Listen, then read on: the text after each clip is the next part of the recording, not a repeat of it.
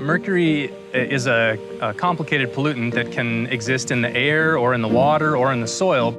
There are local historical industrial activities in particular that have added mercury to the ecosystem in the St. Louis River, and opportunities for us to limit the movement of that legacy mercury into the food web, they're tricky. This is the UMD Research and Field Studies Center.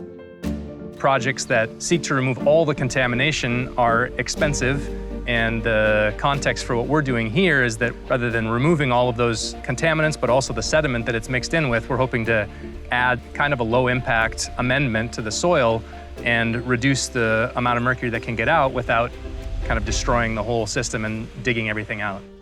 We're adding activated carbon. It's a material that's commonly used in water and wastewater treatment for removing contaminants from water, but it's also more recently been used as a soil amendment to sequester the contaminants in the soil and keep them away from accumulating in organisms.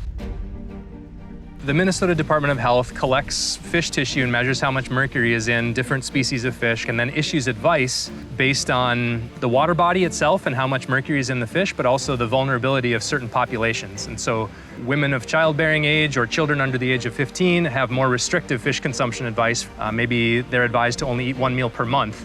And our goal would be if mercury is lower in the ecosystem and becomes lower in the food web and ultimately in the fish, then maybe those populations could eat 1 meal per week.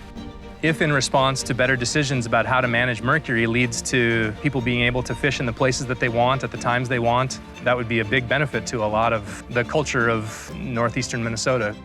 I really enjoy, and it invigorates me to think about how the science translates into engineering decisions and management decisions. That's the reward that I get.